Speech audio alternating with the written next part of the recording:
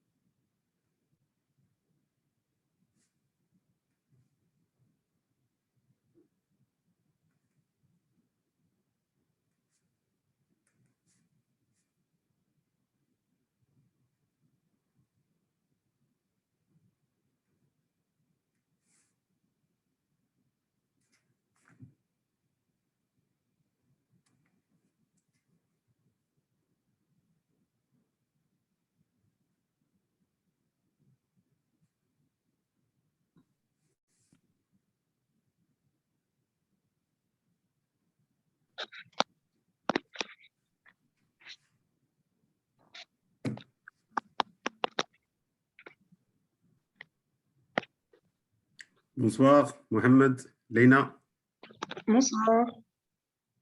صحة فطوركم. Bonsoir, salam alaikum. Bonsoir, Bonsoir, Vous m'entendez? bonsoir. Oui, je vous entends. très bien. Ça va, Khaled, ça va? Ça va, alhamdoulilah, alhamdoulilah. Alhamdulillah, très bien. On est un peu en avance par rapport à l'heure. Oui, bien sûr, on les attend un petit peu, bien sûr. Mm. Ouais. On va voir qui va être là. OK. Vous êtes sur Paris, non? Moi, Oui, oui. non, je suis en Angleterre, je suis au sud-ouest, à Ah, Bristol. très bien, très bien. Moi, je suis de Lyon, mais actuellement, je suis à Sétif. Ah oui, d'accord. Ouais, je suis en Comment, mission, ouais. comment vous avez fait? Vous m'expliquez un peu? Nous, on Ah, cherche à pour- visiter, on n'y arrive pas. je me suis inscrit au consulat et j'ai ramené un justificatif parce que moi, je suis un investisseur sur Sétif. Je suis en train de construire une petite unité, une petite usine. Ah, d'accord. Donc, on m'a favorisé un peu par rapport aux autres parce que je suis un promoteur. Bon. Mais c'était pas facile, hein. J'ai essayé 3-4 fois, mais bon, finalement, c'est bon. J'imagine. Maintenant, Très je bien. peux rentrer en France, mais par contre, je peux pas revenir. Ah, Problème. donc c'est une fois, c'est tout. Exactement. Donc, je suis coincé là. Ouais. C'est pour la bonne cause, c'est bon. Faut bien en profiter, ouais. Absolument. Oui. Exactement. Ouais, d'un côté, c'est bien, je profite un peu, mais ouais, on essaye. Oui, oui. Très bien. Bon, J'espère ça- que Ahmed il va se connecter aussi. non, apparemment, enfin, il s'est connecté juste pour me donner la main Ouais, oui, et, ça marche. et il a autre chose à faire, donc je comprends. Pas de Ah, souci. ok, ça marche Allez. parce que demain aussi, je vais animer aussi un meeting concernant dans le groupe industrie, Mhm. même chose, à 14 heures. Demain, 14 heures. Vous Oui, m'envoyez oui. les détails? Industrie, quoi exactement? Industrie, c'est assez large. C'est industrie. On laisse pour le moment assez large parce qu'après, on va affiner un peu en fonction des questions-réponses, propositions et tout. D'accord. Vous pouvez m'envoyer un lien, comme ça, je vois si j'arrive Très à bien, un peu. oui. Je vais le poster sur APT carrément. APT, bon, globalement, c'est la racine, hein, de ABC D'accord. sur, sur WhatsApp. Je vais le mettre tout à l'heure. D'accord, ça marche. Merci. De rien. Alors, 23-01. On attend encore un petit peu, on donne une chance. Bien sûr, pas de souci. Enfin, je me sens un peu, enfin, je sens qu'on a un peu déçu les gens qui sont basés à l'Est, en À Asie. l'est. Oui, j'ai vu tout à l'heure un message. Ouais. Ben, Bah, je vais essayer au début, d'appeler quelques-uns au demain, début, comme ça. ouais, au début, c'était, je pense, à 8 heures. Oui. Bon, après, c'est décalé jusqu'à 11 heures. Parce que Bon, je les peux gens pas. ont dit aussi, enfin, juste après le ftor, il y a la prière, donc c'est un peu juste. Ouais, Mais exactement. on ne peut pas contenter tout le monde, donc on réagit comme on peut et les autres, il faudra trouver d'autres solutions. On va essayer de trouver parce qu'on on a fait des webinaires les mois passés, même chose. On n'a pas su gérer les temps. Après, c'était vraiment une question de 6 heures de l'après-midi, comme ça, un samedi ou bien dimanche. Comme ça, on pourra toucher par exemple les gens qui sont vraiment à l'ouest, aux États-Unis, ou Mhm. bien à l'est aussi. Ils sont un peu. Ah ben voilà, 6 heures, ça a l'air d'être le Exactement, on a trouvé cette heure, oui. Et maintenant, timing c'est le mois de idéal. Ramadan. Le mois de Ramadan, après à 6 heures, c'était. Bon, c'est les gens, je pense, qui sont un peu fatigués, hein. Ah oui, j'imagine. Ouais, ouais, Ouais. Surtout fin de semaine, ça s'accumule. Ouais. ouais, c'est vrai. Bon, moi je trouve comme on est un bon petit groupe, donc Ouais, On On aura est 7, oui. plus de temps de parole, Inch'Allah, par personne. Ouais. Alors, Ça marche. bon, alors, on commence. Masa al-khair, saha ftorkum, marhaba bikum. C'est un premier Zoom. On a raté quelques-uns, il y a quelques personnes. Mais bon, on essaiera de se rattraper. Essayer d'être un peu indulgent avec nous parce que c'est le premier. On apprend. Voilà. Donc, ce que je voulais dire peut-être, c'est rappeler peut-être deux petits points. D'abord, pour les gens qui ne se sont pas enregistrés ou la présentés avec le spreadsheet, le fichier HANAC, essayez de faire, s'il vous plaît, comme ça, on peut une autre fois, Yannick, vous inviter par email, c'est plus facile. Et puis, on sait aussi ce que vous faites, ce que vous savez faire, etc. Comme ça, on peut s'organiser mieux. Première chose. Et puis, deuxième, essayez de visiter le site ABC. Comme ça, vous avez une idée de ce que ABC essaye de faire. Je ne vais pas faire de speech. C'est à Ahmed de le faire normalement. Bon, il n'est pas avec nous. Donc, essayez de voir un peu sur ABC ce que ABC essaie de faire. Comme ça, vous avez une idée. Voilà. C'est tout ce que je voulais dire au début. Donc, ensuite, j'ai suggéré que vous essayez de réfléchir un peu à deux points. Le premier, c'est ce que vous voyez comme souci au niveau du secteur énergie en Algérie et ce que vous voyez comme rôle à jouer pour notre groupe potentiellement. Donc, j'arrête de parler et je demande à qui veut parler en premier. Le courage. Sinon, je vais nommer des gens. Ben, c'est très simple, là. Bon, les lacunes, les problèmes, le retard, ils se cumulent de plus en plus en Algérie, il faut dire la vérité. Donc, l'objectif d'ABC, donc, justement, c'est pour s'entraider, trouver des idées, de proposer et de sortir avec des idées claires et nettes pour pouvoir c'est-à-dire s'intégrer carrément dans le processus économique du pays. Donc, à plusieurs reprises, on fait des webinaires et on discute ce type de... Allô? Ben, il y a quelqu'un, il y a un micro qui est allumé.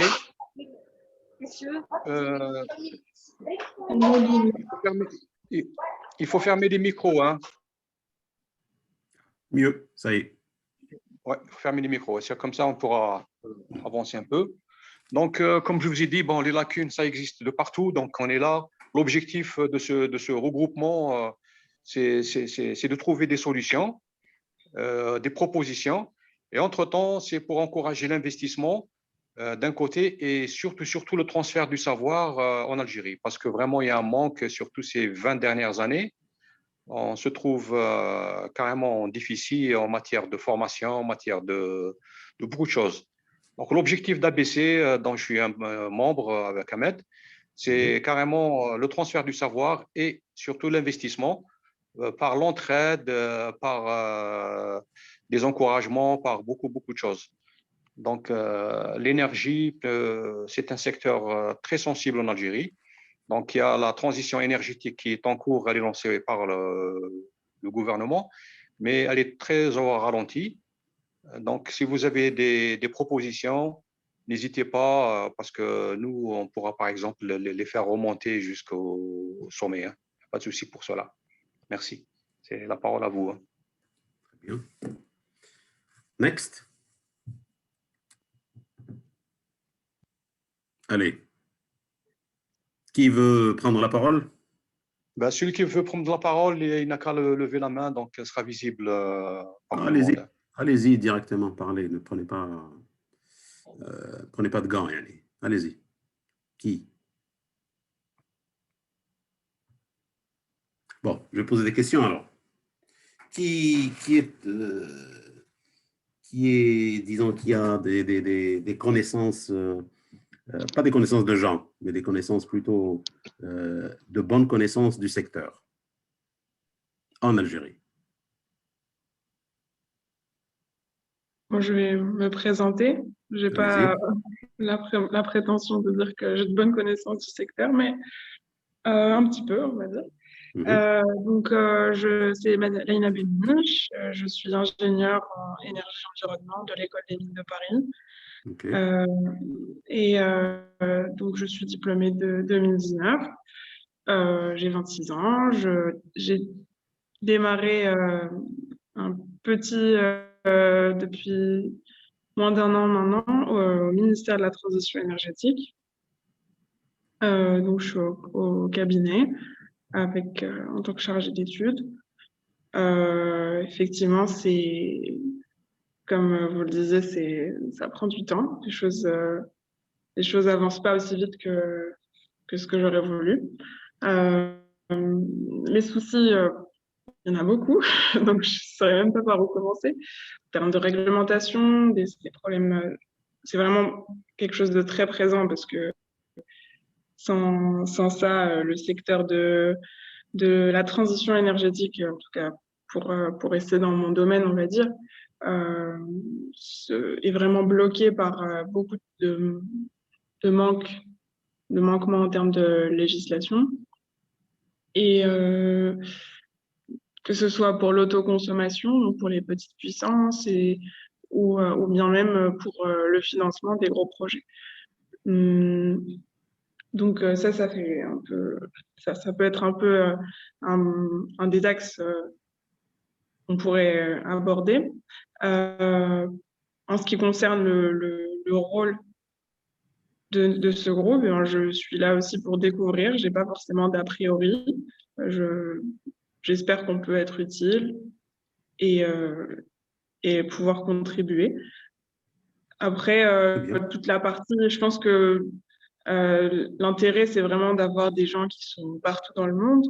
Donc, on peut profiter de ça, de ce partage-là pour aller vers ce qui marche le mieux et l'appliquer en Algérie. Voilà.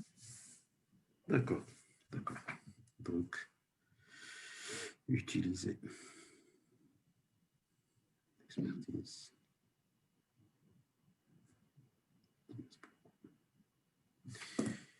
Merci. Léna, qui d'autre? Merci à vous. Qui d'autre? D'autres volontaires? Walou. Okay. Bonjour, bonsoir. Oui. En fait, je m'appelle Enfel Kalfi. Je suis ingénieure des mines de l'École polytechnique d'Alger et actuellement, je fais un master entre l'École des ponts Paris-Tech, l'École des mines et l'École polytechnique de Paris. C'est un master en transport et développement durable et en fait, je trouve que le domaine des énergies en Algérie, il est très dépendant des énergies fossiles et ce qui n'est pas bon pour tout ce qui est développement durable. Du coup, je ne dirais pas que j'ai assez de connaissances comparées à vous qui vous êtes dans le domaine purement énergétique. Du coup, je suis là pour aider avec ce que je peux et je suis prête à tout parce que je veux vraiment que les choses s'améliorent en Algérie. Et je serai prête à travailler dur pour aider. Excellent. Merci, Enfel. Merci à vous.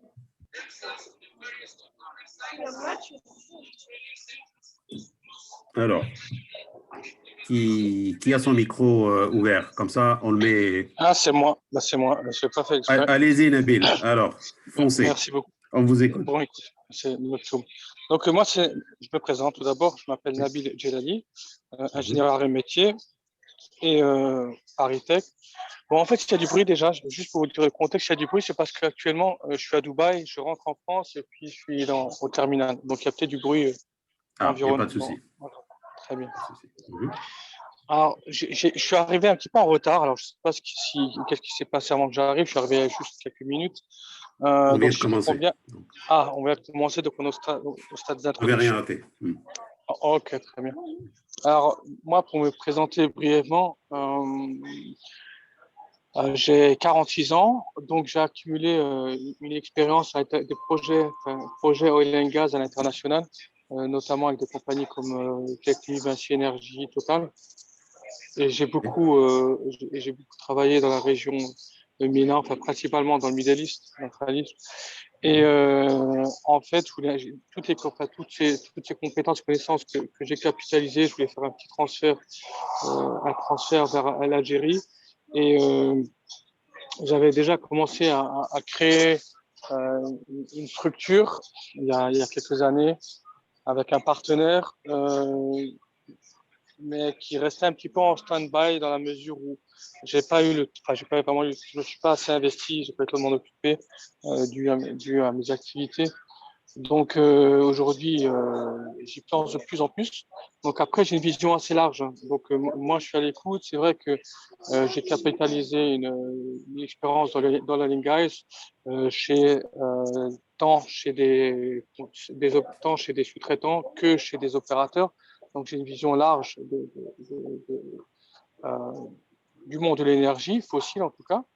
Et je pense qu'en fait, et c'est vrai que je suis aussi à l'écoute, hein. Je sais qu'aujourd'hui, on parle de la transition énergétique, etc., même si je pense enfin, je sais pas exactement où on en est en Algérie dans ce sujet, mais c'est vrai qu'il y a des choses intéressantes à faire là-dedans aussi. Et, et aujourd'hui, il y a beaucoup d'idées, mais après aujourd'hui, je pense que l'idée, c'est juste de s'introduire. Mais je pensais à un petit peu faire un groupe, histoire de faire une petite roadmap, se fixer un objectif, des différents objectifs, et puis avancer un petit peu ensemble en fonction de l'expertise de chacun. Donc, moi, je suis à l'écoute, hein. Maintenant, je sais pas si vous avez mes contacts, vous avez mon email, vous avez entendu ce que j'avais à dire. S'il y a certaines personnes qui sentent qu'il y a une certaine complémentarité ou qui avaient qui avaient aussi un petit peu des idées similaires, mais qui ne savaient pas comment réaliser un petit peu ce projet, moi, c'est vrai que ce que je peux apporter, c'est toute cette vision projet et dérouler tout ça en se fixant un objectif tant dans les énergies fossiles. Et puis, bien évidemment, en parallèle, tout ce qui est aussi énergie, il y a beaucoup de toutes les énergies parallèles, comme les énergies renouvelables ou bien même d'autres formes d'énergie. Et donc, pour ça, moi, je reste open. Je suis super ouvert. Je suis prêt à m'investir en Algérie, tant en termes de capital que personnellement, en termes d'expertise. Donc voilà. Si vous avez des questions, n'hésitez pas à me poser. J'écoute. Je suis à l'écoute. Très bien, merci Nabil. Je vais juste poser une petite question. Est-ce que vous avez travaillé surtout pour des opérateurs, c'est-à-dire des oil and gas companies, pas des service providers, mais des opérateurs, c'est-à-dire des producteurs? Effectivement, moi j'ai surtout une vision opérateur, service Ok, provider. compris. En fait, j'ai principalement travaillé chez Total. Et c'est vrai que Total, ça reste quand même, enfin, c'est pas parce que je travaille, mais ça reste quand même une compagnie référence dans ce domaine en matière de gestion des projets. Et j'ai eu un peu la chance de travailler du conceptuel. Donc, à partir de la définition même de l'embryon, de la définition même du projet, du business case, jusqu'à l'exécution. Et ça, c'est applicable à toute forme de projet, que ce soit dans l'oil and gas, ou que ce soit dans les éoliennes, ou que ce soit dans les fermes Oui, c'est solaires. transférable, c'est vrai. Oui, c'est exactement la même chose. On va développer exactement de la même manière. En gros, on va essayer de faire une faisabilité, voir un petit peu, faire le business case, et puis on avancera ensemble. Et c'est vrai que aujourd'hui, on entend beaucoup de choses. On entend beaucoup de choses. C'est vrai que c'est dans l'air du temps, les synergies, les bonnes idées, etc. Mais il y a peut-être des fois où en faisant une faisabilité, on va étudier et puis on va s'entourer des gens qui chacun avec son expertise.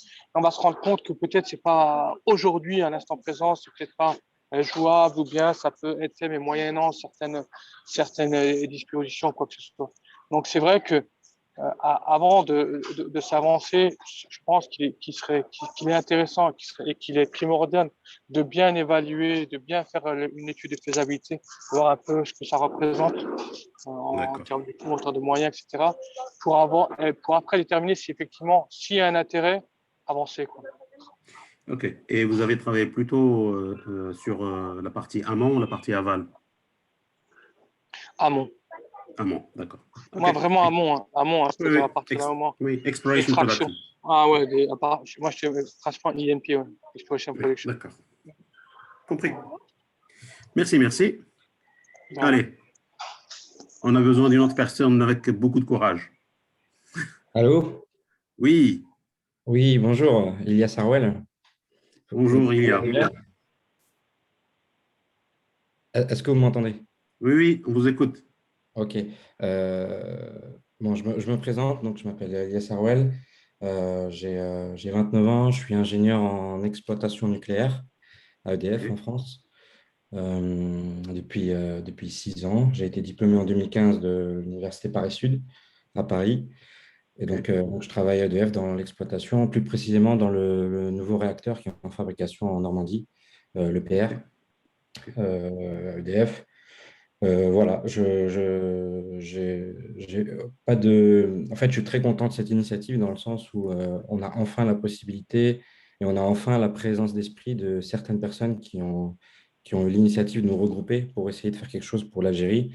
Moi, je suis un pur produit binational, hein, entre l'Algérie et la France.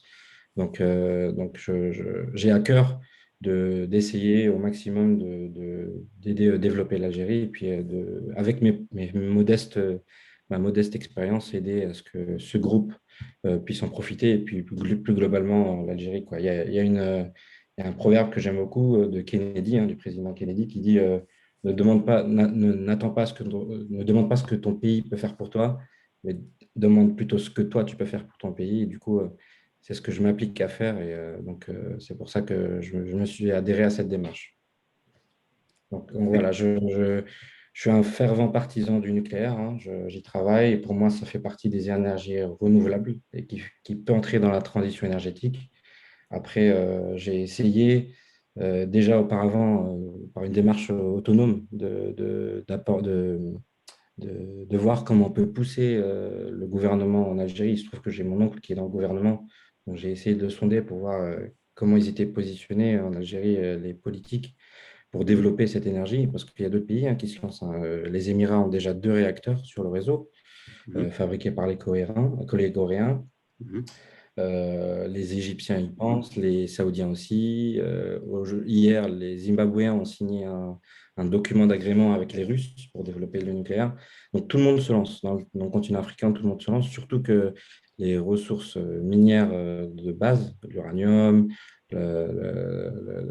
la base en fait est déjà disponible, donc, et les compétences sont déjà disponibles. Il faut juste quelques personnes qui aient une vision, qui puissent la développer, et puis beaucoup de persévérance et de travail, quoi. Donc, moi, j'ai bon espoir que l'Algérie se lance un jour dans le nucléaire. Après, je sais que ce n'est pas la solution globale. Je sais qu'il faut développer le solaire, d'autres énergies. Mais voilà, je ne sais pas par où prendre le problème à moi tout seul. Donc, c'est pour ça que je me joins à vous dans cette initiative. Excellent. Merci beaucoup, Ilia. Allez, un autre ou une autre. J'attends. Bon, alors, OK. Alors, dans ce cas, je vais parler un petit peu, histoire de combler le vide.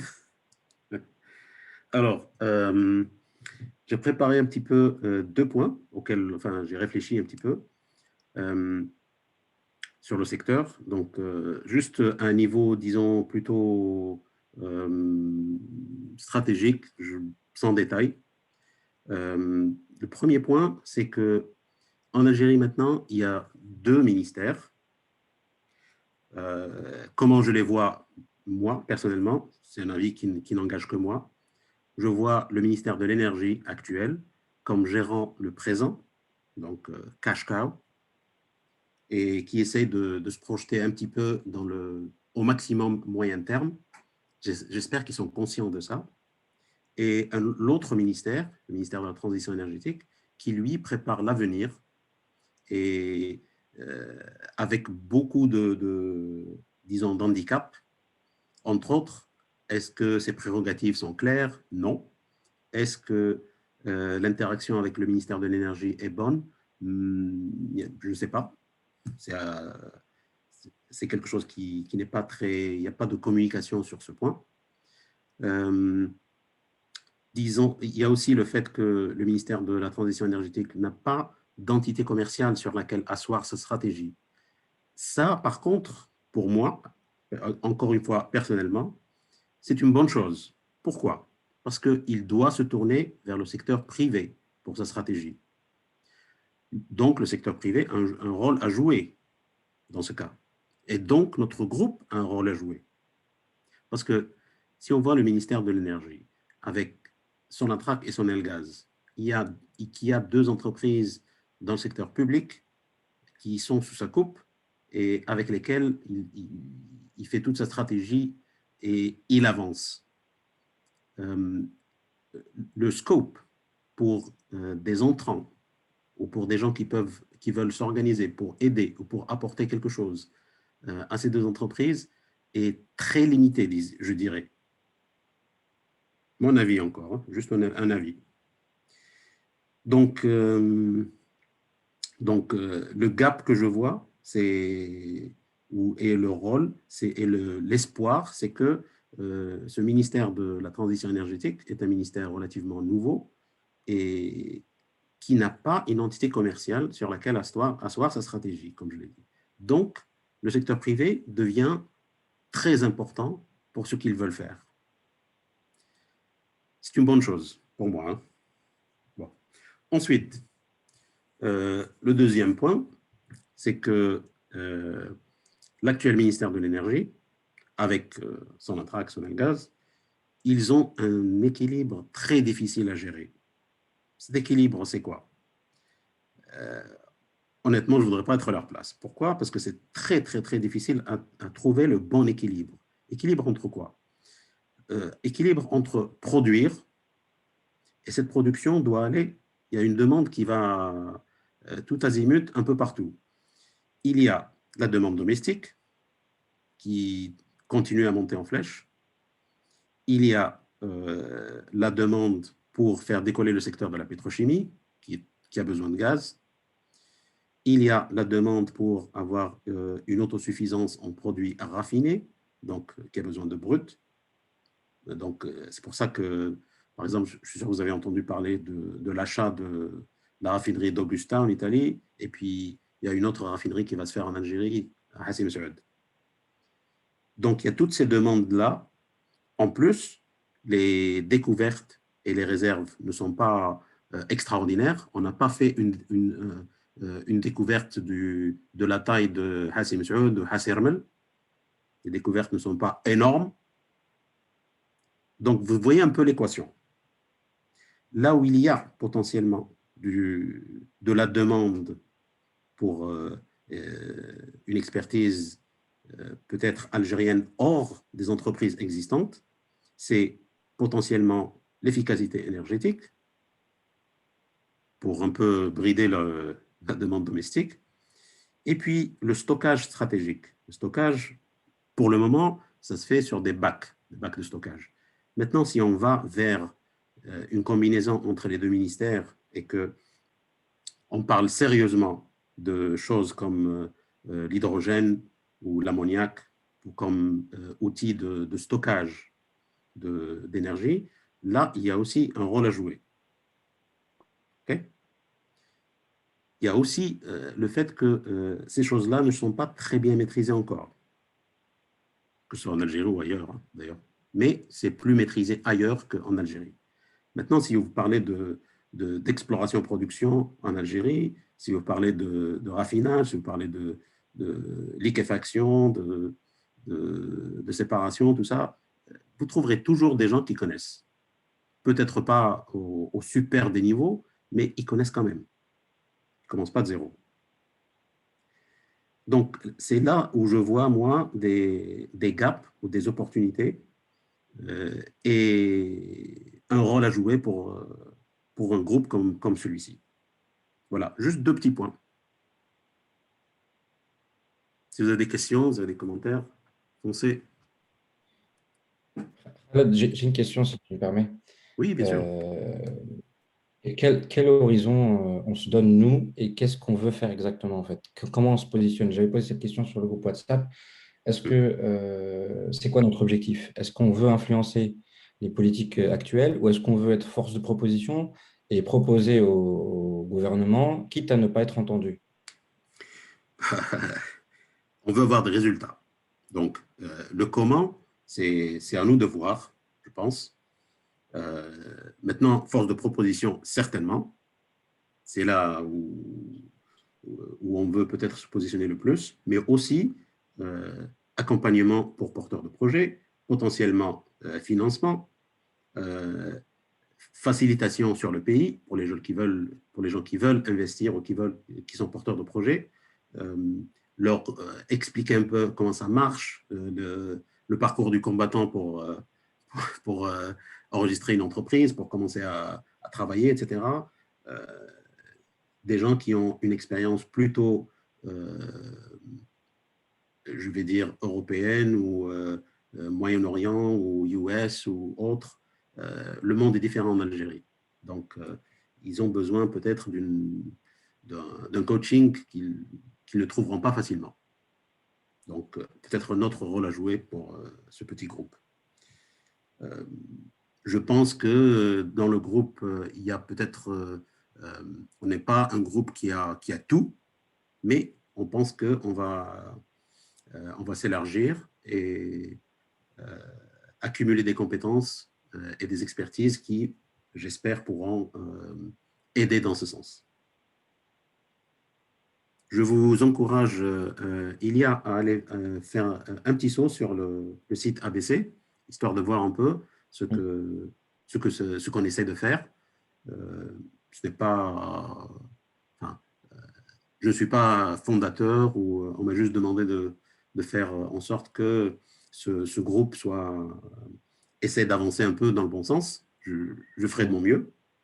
Et voilà, donc je ne sais pas si j'ai répondu à votre question. Oui, je vois bien. Merci. Voilà.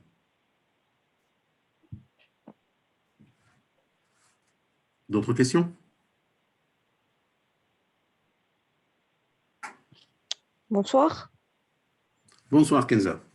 Comment allez-vous? Je suis désolée, je suis arrivée un peu en retard. J'avais quelques petits soucis avec ma connexion Internet. Il n'y a pas de souci, il n'y a pas de souci. Allez-y, on vous écoute. Moi, par contre, c'est plus la proposition. Parce que je suis un petit peu en retard, donc je pense que vous avez déjà discuté un petit peu de ce que compte faire le groupe, etc. Et moi, je me dis, est-ce qu'on peut s'organiser? Parce que le groupe, en fait, à un moment donné, ça va partir un peu dans tous les sens. Dans le sens où on va avoir plusieurs initiatives qui vont pas forcément être au même niveau d'actionnabilité. Donc là, par exemple, Ilyes, il a un bon point pour moi. C'est un des points les plus importants pour moi. C'est comment on va influencer les législations en Algérie. Alors, je vous fais vite fait le truc. Moi, je suis algérienne. Je suis née, j'ai grandi, j'ai travaillé pratiquement toute ma vie en Algérie. Et ensuite, je me suis expatriée en Europe il y a à peine 5 ans. Donc, je suis spécialiste dans le domaine de l'import-export, de l'industrialisation et des startups en Algérie. OK. Et là, je me dis, parce que moi, quand j'ai rejoint le groupe Mastermind à la base, ce que je voyais, c'était vraiment démarrer des groupes de discussion et de réflexion stratégique. Dans le sens où on va se dire, OK, l'Algérie, sur le plan de ressources naturelles, il y a tout à faire, il y a ce qu'il faut. Et on sait déjà et d'emblée que ce qui ne suit pas, c'est les organisations et c'est en fait les réglementations qu'il y a en place. Elles ne sont plus adaptées aux nouveaux types d'investissements. C'est encore un petit peu, ça tâtonne encore un peu. Et on a essayé sur les 50 dernières années d'essayer de faire bouger le mastodonte Mais le problème, c'est que le mastodonte, il ne sait pas comment bouger. Donc moi, ce que je voyais, c'était plutôt avoir des groupes un peu plus restreints, vraiment sur, par exemple, 4-5 personnes. On va subdiviser les industries. Par exemple, on va dire, OK, l'énergie fossile. Et le travail d'un des groupes mastermind, justement, ça va être d'avoir une discussion stratégique en disant, OK, l'énergie fossile, aujourd'hui, en Algérie, c'est quoi? Qu'est-ce qu'on a en place? Qu'est-ce qu'on peut faire? Est-ce qu'il y a moyen d'avoir une transition énergétique ou quoi que ce soit? En démarrant de là, ça devrait donner aussi des opportunités de business. Des opportunités de business claires qui peuvent être actionnables tout de suite. C'est-à-dire que, par exemple, on va se dire, bon, sur l'énergie fossile, l'exploitation, de toute façon, ça va être fait par des entreprises nationales. Ce sera toujours du 51-49 parce que c'est un secteur stratégique. Mais après, il y a des moyens de développement pour des business adjacents. Et ces business adjacents, si on veut les développer, qu'est-ce qu'on est censé avoir? On veut quoi? Et de là, on peut aussi sortir avec, OK, quand on arrive au financement, quand on arrive à la réglementation, je me dis, on peut approcher les choses de manière différente. C'est-à-dire qu'au lieu d'attendre que le gouvernement décide de changer une réglementation, on va partir avec un projet spécifique vers le gouvernement en disant, bon, si ce projet fonctionne, ça va créer tel nombre d'emplois, ça va générer tel nombre de bénéfices. Voici l'impact positif que ça va avoir sur l'échelle du pays, de la consommation, de la ville où ça va être implémenté, etc., etc. Mais on a besoin de réformes. Et là, en fait, les réformes qu'on va demander vont être très spécifiques. Et ça sera beaucoup plus actionnable si on veut faire du lobbying, par exemple, avec les institutions gouvernementales. Ce que ça peut donner aussi, c'est qu'on va avoir des projets qui sont déjà en cours, par exemple des entrepreneurs qui ont déjà leur idée, qui ont déjà leur business plan, et là, on peut faire de l'accompagnement. Donc ça, c'était un petit peu mon idée, et puis je voulais savoir ce que vous en pensiez, en fait. Est-ce que ce serait une direction qu'on pourrait prendre? Bon, les questions organisation du groupe, créer des sous-groupes qui sont un peu plus focalisés sur un secteur de l'énergie, oui, je pense que ça peut se faire facilement et je pense que c'est positif. L'approche vers le gouvernement, on peut toujours essayer. On ne saura que si on a quelque chose de concret et qu'on va avec et on voit la réaction et l'impact, c'est-à-dire si ça réussit ou pas. Mais il faudra essayer. Je crois qu'on ne peut pas dire oui, ça va marcher, non, ça ne va pas marcher. On ne sait pas. Parce que je pense qu'il n'y a pas eu de démarche similaire pour justement arriver à des réformes. Parce que j'imagine que c'est le but.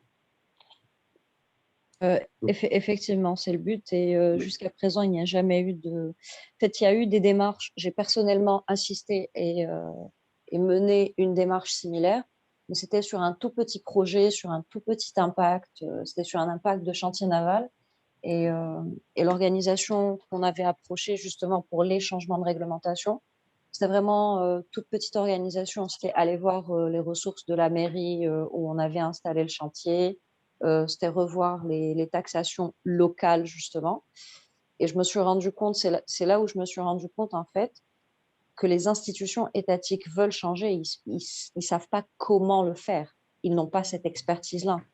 Par contre, si on les approche avec un truc très précis, voilà ce que j'ai besoin que vous fassiez pour nous. Est-ce que c'est faisable? Et là, ça a ouvert la porte à négociation. On n'a pas eu tout ce qu'on voulait, mais on a réussi à sortir avec un excellent compromis à l'époque. Donc, je me dis, reproduire la démarche, ça peut peut-être marcher. Qui ne tente rien n'a rien. Voilà, absolument. Donc, il faudrait essayer de trouver le cheval sur lequel miser. Exactement. Effectivement. Okay. Si, excusez-moi, j'interviens. Si le gouvernement a la volonté vraiment de changer, pourquoi ils ne font pas comme les autres pays qui démarrent de zéro, hein, moi, je connais un peu mieux le secteur du nucléaire que les autres, mais il y a plein de cabinets de consultants, il y a plein d'experts internationaux qui peuvent mandater, qui peuvent payer pour pouvoir se lancer et avoir d'autres perspectives. Il n'y a pas que Il n'y a pas que l'Algérie, en fait. Ils peuvent essayer de voir ce qui se fait ailleurs et récupérer les bonnes pratiques. De mon expérience algériano-algérienne sur le plan étatique, c'est que l'Algérie est un pays, et ça va être, ça c'est très émotionnel et c'est quelque chose qu'il faut prendre en considération. Le gouvernement algérien a très peur de l'étranger. Tant qu'on a le contrôle, ça marche. Oui, c'est historique. C'est historique et honnêtement, mon avis personnel sur la question étant en Europe, ayant d'abord été en Algérie et ensuite en Europe et vu mon domaine d'activité en Europe, je suis spécialiste de la réglementation import-export. Et quand je vois les méthodologies qui sont appliquées, je comprends pourquoi le gouvernement algérien est aussi sceptique. Parce qu'après, on n'a pas forcément envie de... Moi, je vous le dis, hein, je suis responsable audit. J'ai travaillé dans une entreprise de nettoyage et de produits chimiques où la réglementation disait il faut mettre le label warning que c'est un produit corrosif parce que ça peut tuer des gens et ça pollue l'eau. Et on m'a demandé de voir s'il n'y avait pas moyen de contourner la régulation. Parce qu'elle n'était pas algérienne? L'entreprise n'a jamais été algérienne. Je travaille en Europe. Ah, mais du coup, on va être, à un moment donné, on va être coincé quand même, parce que les meilleures pratiques, elles sont pas en Algérie en ce moment, elles sont ailleurs. Je suis pas... Alors ça, par contre, je ne suis pas d'accord. Les meilleures pratiques, en fait, elles n'existent nulle part. Les meilleures pratiques sont adaptées au terrain. Ce qui marche en France ne marchera pas forcément en Algérie. Ce qui marche aux États-Unis ne marchera pas en Allemagne. Ce qui marche en Suède ne marchera pas en Italie. Ce qui marche au Moyen-Orient ne marchera pas en Afrique. Et ce qui marche en Chine fonctionnera peut-être en Australie. L'approche globalitaire et systémique qu'on est en train d'avoir de par le monde, c'est là qu'on est en train de voir les résultats en 2021 et en 2020. Le one size fits all ne marche pas. Ça ne fonctionne pas. Je suis d'accord. Ouais, On tout à doit fait. s'adapter. On doit s'adapter aux besoins de chaque pays. C'est-à-dire que quand on va en Algérie, par exemple, rien qu'en management, les gens, ils n'en ont rien à cirer que ça marche ou pas. Mais ils veulent qu'on s'occupe d'eux, qu'on pense à eux en tant que personne. Et ça marche. En Europe, ils n'en ont rien à carrer de qui vous êtes. Tant que le boulot est fait, ils s'en foutent que vous soyez gentil ou pas. Oui, bien sûr. Et donc, et ce genre de petits détails, vous n'avez aucune idée à quel point ça a son importance quand on arrive à la réglementation. Parce que c'est ces gens-là qui vont décider pour nous. Les méthodes d'approche sont différentes. Et la chance qu'on a, je pense, en Algérie, que ce soit dans le secteur énergétique ou dans le secteur industriel, beaucoup se plaignent du fait que l'Algérie, c'est un pays de sous-dev. Et je vous le dis, je vais être très honnête, je suis la première à appeler ce pays Banana Country. On est un pays de sous-dev sur le plan énergétique, sur le plan industriel, etc., etc. Mais ensuite, je suis arrivée en Europe, j'ai vu le résultat de l'industrialisation.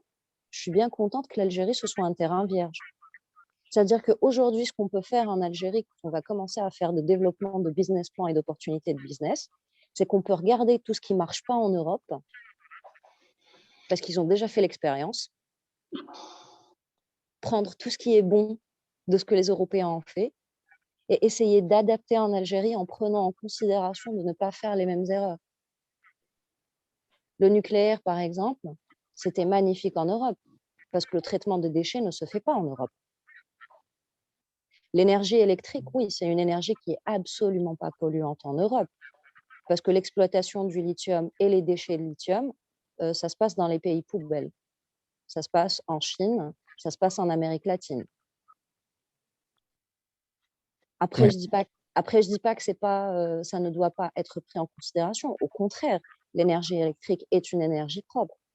Par contre, au lieu de réfléchir à implémenter une énergie électrique, on est aussi censé réfléchir à et comment on gère la chaîne de toxicité. C'est là notre innovation. C'est là où on a l'opportunité de faire une innovation que les Européens ne sont plus capables de faire.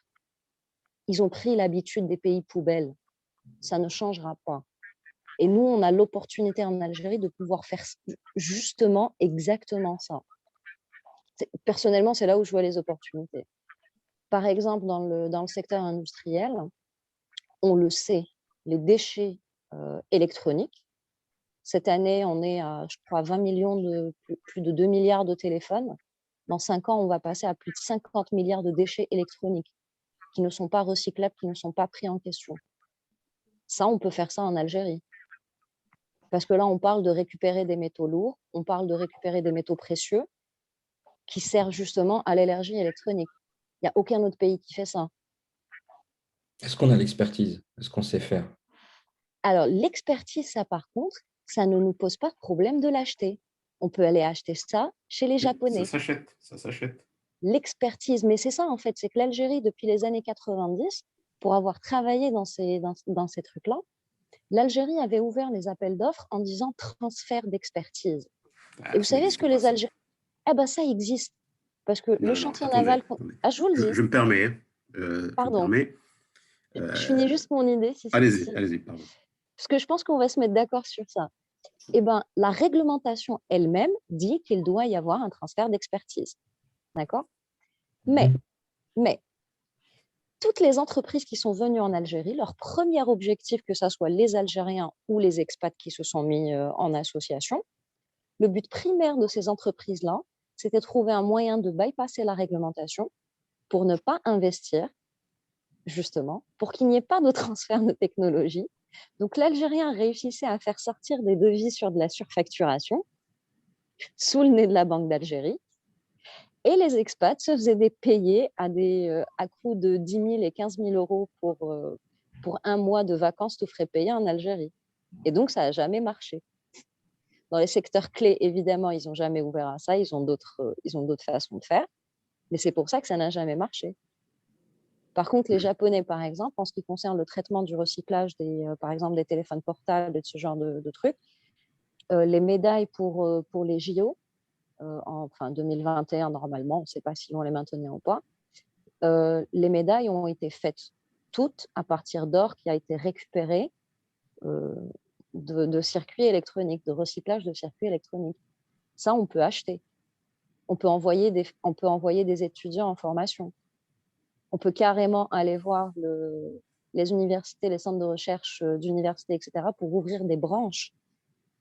Parce que là, on a un business plan à donner à l'État en disant, si vous nous donnez cette opportunité-là, voilà ce qu'on va vous rapporter.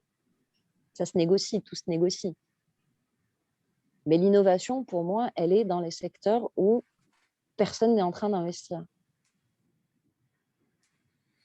Pardon, par contre, il faudra s'habituer à moi. Je suis très vive dans mes positions. Je le fais pas. On s'habituera. Pardon. On s'habituera. Alors, j'aimerais juste rebondir sur le point de transfert de technologie, transfert de savoir. Pour moi, c'est quelque chose c'est une illusion. Parce que, pourquoi? Parce que personne ne va passer un savoir qu'il a acquis, comment dire, avec le sang. Des années de travail, il va vous le passer juste parce qu'il parce qu'il a gagné un appel d'offres. Mais on rêve. La technologie, ça se développe et ça s'arrache. Et excusez-moi, mais ça se copie aussi. Exactement. C'est les seules façons. Ouais, ça se réinvente aussi. Hein. Pardon? Ça se réinvente aussi. On a des étudiants. Il faut les envoyer étudier, tout comme les Chinois ont fait. Oui, donc ça se développe. Exactement. Ça se développe. Oui. Tout à fait. Khaled, là, j'interviens Oui. et je résume un tout petit peu en 2 phrases ce qu'elle a dit, Kenza. Elle a parfaitement raison. En Algérie, c'est une crise d'idées globale. C'est une crise morale, elle est individuelle. Chaque individu en Algérie, il y a une crise un peu dans sa tête. Donc l'opportunité, exactement, oui, ça parce que moi je suis souvent en Algérie, je vis en France, mais je suis souvent en Algérie. J'ai cette remarque vraiment profonde que je constate journalièrement. Donc le copier-coller, moi je vois que c'est ça qui va sauver l'Algérie, comme les Chinois, copier-coller, développer en même temps. Je suis d'accord. Donc comme tu as dit, le savoir ne se donne pas, il s'arrache. On a beaucoup d'opportunités, on a beaucoup de membres, par exemple, ce que je vois sur ABC, qui sont vraiment très, très dynamiques et ils ont beaucoup dans leur tête. Donc, il faut exploiter cette opportunité pour pouvoir s'entraider et faire des propositions radicales carrément au gouvernement. Donc, il faut se positionner en mini-groupe de réflexion, par exemple dans le cas de l'énergie. Et entre-temps, faire un exemple, par exemple, s'il y a un groupe qui peut lancer un investissement, on va dire un exemple carrément clair et net sur le terrain, il sera visible et il sera considéré et on pourra peut-être ouvrir le secret. J'ai une question. Est-ce qu'on fait une erreur? Excuse-moi, je t'ai coupé, Mohamed. Est-ce qu'on fait une erreur si, admettons, on veut démarrer avec un petit parc solaire, quelques mégawatts, on va installer en copiant, hein, on fait une copie de ce qui se fait à l'extérieur. Je sais que Exactement. ce n'est pas la vie. Exactement. On démarrait avec une copie et quitte à, en fait, ça c'est pour donner de la crédibilité à ABC, donner de rassurer l'État Très bien. et ensuite Très se bien. lancer pour développer à partir de ce prototype. Ce serait un prototype, en fait. Exactement. Ce prototype, moi, je suis en train combatif sur CETIF cette semaine. Le 19 de ce mois, il y a le professeur Chitour qui va venir à CETIF. Ils m'ont invité, justement, je vais lui poser cette opportunité parce qu'il y a un chercheur algérien qui est au Canada, c'est M. Karim Zarib. On a fait un webinaire avec lui, vous pouvez le voir sur le site ABC, il est en bas. Et il veut carrément faire une ferme solaire.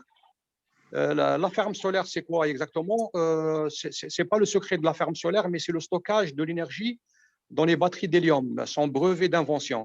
Et ils veulent le faire bénévolement, c'est un don à l'État algérien. Malgré ça, je suis en train de pousser au maximum avec le Walid Sétif pour qu'il ouvre cette porte, mais les portes sont toujours fermées et je ne sais pas qu'est-ce qu'ils ont derrière la tête.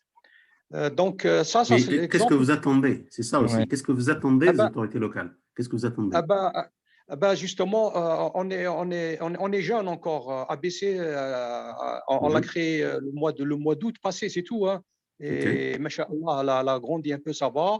On est en train de se restructurer au fur et à mesure. On est en train d'accepter les idées pour les développer ensemble. Donc, c'est ça.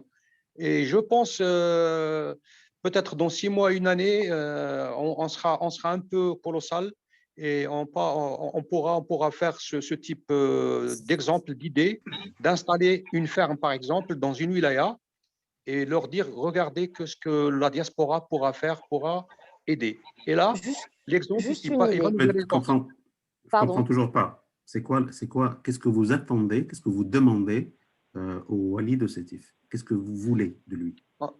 La première des choses, on demande une parcelle, par exemple, une ferme solaire. Le chercheur en question, il a demandé 3 hectares de terrain. Moi, je me suis adressé carrément à la direction de l'industrie au début. Ils m'ont proposé une autre idée.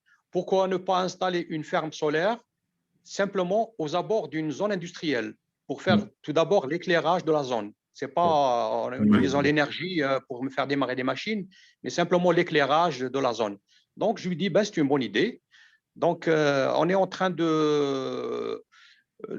d'essayer de décrocher un rendez-vous téléphonique avec soit le Walid Sétif et M. Karim Zarib, le chercheur en question, et soit le professeur Chitour lui-même.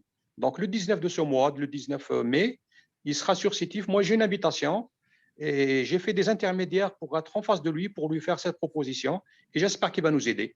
Ça sera un exemple de la diaspora d'avoir implanté quelque chose et faire le suivi. Comme ça, on peut s'imposer. Parce que là, ils sont, entre parenthèses, je m'excuse du terme, ils sont têtus. Il faut qu'ils voient avec leurs yeux ce qu'on peut faire. Leur faire des propos. Oui. Pardon.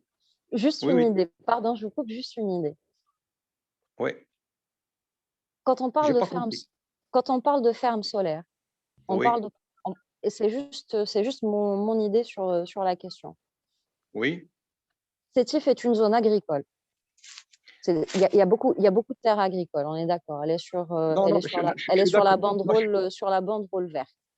Exactement, je suis d'accord avec vous. Voilà. Simplement, le chercheur en question, il est de Sétif. Il m'a dit si vous pouvez proposer ça au Walid Sétif. Mais pour la faire dans les hauts plateaux, il est disponible de la faire à Djelfa, Boussaada, Biskra, n'importe où. Hein. je vais vous dire pourquoi je pars sur pourquoi je suis en train de partir sur ce chemin-là. Oui. Sétif, en termes de taxation, c'est une ville qui est relativement riche parce qu'elle est industrialisée. Donc, la mairie, le wali va récupérer de l'argent. Il faut aller chez les gens désespérés. Quand vous voulez avoir du résultat sur place, il faut aller chez les gens désespérés. Et les gens désespérés sur lesquels les batteries de lithium vont avoir un minimum d'impact sur les zones agricoles, le désert, on a un désert qui représente plus de 2/3 de la superficie du pays. En fait, c'était juste une opportunité de ce que j'ai compris parce que le professeur en question est de Sétif. Je crois que c'est juste ça la raison. En fait. Exactement, parce que bon, il est intuitif, mais le problème, pourquoi il ne faut pas s'adresser au wali, il faut s'adresser à un ministre, tout simplement parce qu'on va intégrer le réseau Sonelgaz. Pour intégrer le réseau Sonelgaz, ce n'est pas facile, c'est quelque chose de politique. On va rentrer dans les détails un peu. Si vous voulez, moi, mon avis sur la question, je ne partirai pas jusque ces détails-là, juste, on va dire, une vue d'hélicoptère. Moi, ce que je vous conseille, surtout si c'est un test, on est d'accord, c'est un test d'intégration, c'est un test de machin, il faut le faire dans un endroit désertique où l'impact, si ça ne marche pas, sera minimum, où ça donnera lieu à des improvements, comment on dit, je suis navrée, je parle plus très souvent. Voilà, où le développement se fera rapidement. Et ce que je vous conseille de faire aussi, ce serait d'intégrer les étudiants des universités. Approchez-vous des universités. Et partez Exactement, exactement, c'est son idée. C'est le parc. Pourquoi il fait 3 hectares? Parce qu'il veut intégrer aussi un petit centre de formation, de maintenance, d'entretien dans le centre lui-même. Donc, moi, je vous conseille d'approcher vraiment des wilayas qui n'ont pas d'argent, qui n'ont pas d'industrialisation, qui ont des terres sur lesquelles, même si on a des problèmes ou quoi que ce soit, l'impact sera minime. Et ça, c'est les portes du désert. Parce que même sur la connexion sur le réseau Sonelgaz, quand il y a un problème et qu'il y a une coupure électrique, elle ne risque pas de zapper l'électricité sur toute une exploitation industrielle, par exemple. Alors que si ça arrive dans un trou perdu, dans un petit village au milieu de nulle part, où il n'y a que du sable, vous avez beaucoup plus de marge de manœuvre et de ne pas perdre de crédibilité. Parce que l'Algérien, ma yarrahmakch. S'il y a une seule erreur, c'est bon, vous êtes mort. C'est vrai. Mais au-delà de ça, je pense que dans ces zones-là aussi, ça peut être beaucoup plus simple parce que je pense que certains walis ont aussi besoin de ce type de projet pour aussi créer de l'emploi et créer de la richesse dans leur wilaya. Et au lieu de donner, par exemple, quand vous approchez le gouvernement, il faut qu'on arrête cette mentalité de gratuit. Il n'y a rien qui est gratuit. Il n'y a rien qu'on fait en bénévolat. Ne dites pas que c'est gratuit. C'est payant. Ouais. C'est payant. Par contre, les bénéfices, les dividendes, vous les récupérez en termes de taxation. C'est-à-dire que je paye mon IRG, je paye mon impôt, mais je crée de l'emploi. Exactement. Ouais. C'est comme ça qu'on négocie avec les réglementations, avec l'État. Parce que ce qu'on pense que l'État va vouloir, ce n'est pas ce que l'État veut. On ne peut pas rentrer dans leur tête. Donc, il faut voir ce qui nous arrange, nous, ce dont nous, on a besoin. Et ensuite, on les approche pour dire, est-ce que vous pouvez faire ça? Non. D'accord, vous pouvez faire quoi? Et c'est nous qui allons nous adapter à eux. Quand vous partez, par exemple, dans une région où le problème n'est pas l'argent, parce que l'argent, il vient de l'État central. Quand le ministre va dire « Ok, je valide le projet », par contre, si vous allez voir un wali de Djelfa, par exemple, où il a un problème de chômage qui pique à 40-50%, et que vous lui dites « Si vous validez mon projet, je vais absorber 30% de votre problème de chômage », là, ça l'intéresse. Et là, vous lui dites « Je paye mes impôts, il n'y a pas de souci. Par contre, si vous me faites une détaxation, ou si vous m'aidez à payer, à prendre en charge la masse salariale, ça veut dire qu'on peut les payer à un certain niveau et eux vont contribuer à l'économie locale. Parce que le gars qui est chômeur aujourd'hui ne dépense pas. Alors que le chômeur qui travaille n'est plus chômeur, il paye son impôt et donc il peut aller acheter dans le petit magasin du coin. Le petit magasin du coin va payer ses impôts et c'est comme ça que ça devient intéressant pour un wali, pour un financier. Parce que lui, il va parler que de taxes. Combien de recettes j'ai eues et combien de dépenses gouvernementales est-ce que j'ai? C'est là où on peut, je crois que tu le bouger le changement. surestimes, Kenza, le wali. Non, je ne le surestime. Je ne le surestime pas. Je ne pense pas Chez moi, on dit qu'il réfléchisse de cette façon. Je me permets. il n'a pas besoin de réfléchir de cette façon. C'est comme ça que l'économie fonctionne. C'est comme ça qu'on Oui. va les éduquer. Je me permets. Assalamu alaikum. Salam. Je suis Khaled Assou, je vous ai écouté depuis tout à l'heure, c'était très intéressant. Et merci d'avoir créé ce groupe. Donc, c'est une bonne initiative pour nous. Et puis, ça permet aussi à chacun d'exprimer son idée pour enfin, développer ou bien travailler pour l'Algérie, quoi. En fait, j'interviens juste sur le dernier point. Pour approcher le gouvernement, moi, je pense qu'il ne faut pas seulement se restreindre à développer l'image industrielle de l'Algérie en Algérie, mais il faut avoir une vision internationale, en fait. C'est-à-dire, en fait, il ne faut pas dire au Wali, on va installer des fermes solaires, ceci, cela. Il faut arriver avec des pièces à condition. Il faut construire un projet viable économiquement. C'est-à-dire, c'est un projet dont les retombées financières vont arriver, quoi. C'est-à-dire, c'est un projet qui est chiffré, étudié. Pourquoi on installe des fermes solaires? Le besoin de la population, la création d'emplois. Et il y a aussi, il faut jouer à la carte de l'innovation, parce que faire du copier-coller, c'est facile. Mais en Algérie et à l'étranger, on a des compétences, en fait. On sait mieux faire, on sait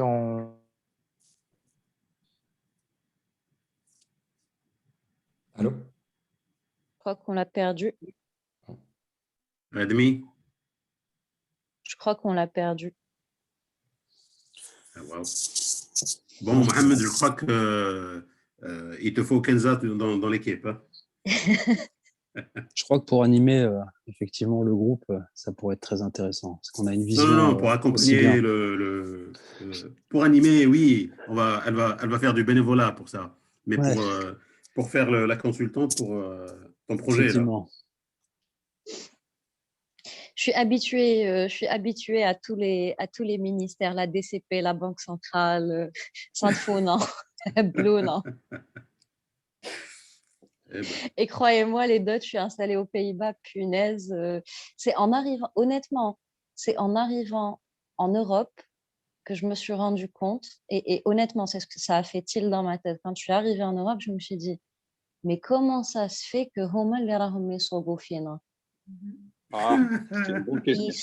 ils sont incapables, mais incapables de. C'est des gens qui sont nois dans un demi-verre d'eau. C'est impressionnant. C'est une crise d'idées, ouais. On se rend compte beaucoup en Europe que toute l'intelligence vient beaucoup de l'immigration. Voilà.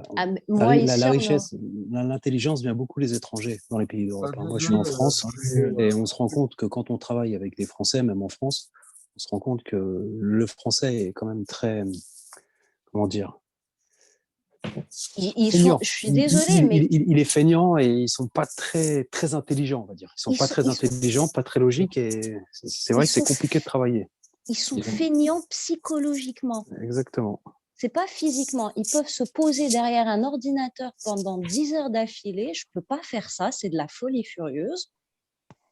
Mais ils sont incapables de réfléchir. C'est de la fainéantise psychologique.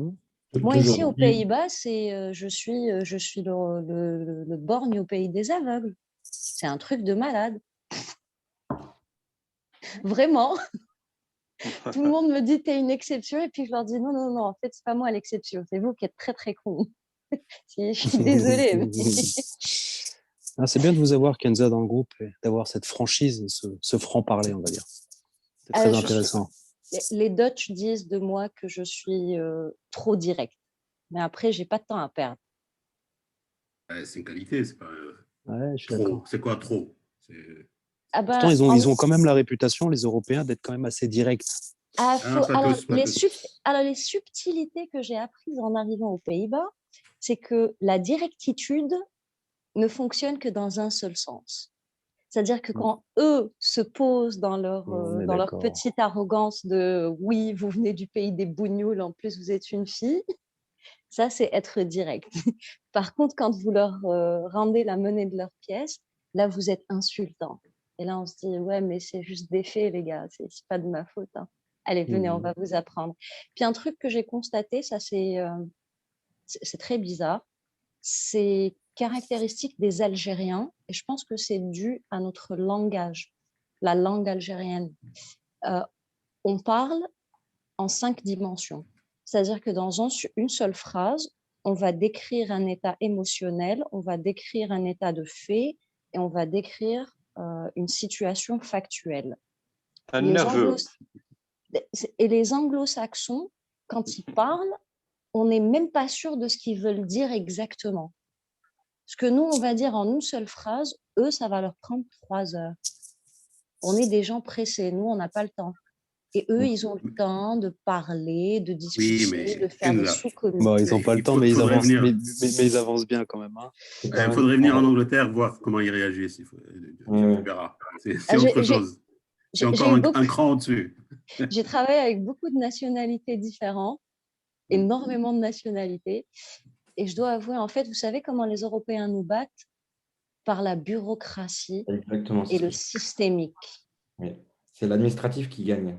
C'est l'administratif qui gagne. C'est des bureaucrates, c'est des technocrates. Ouais.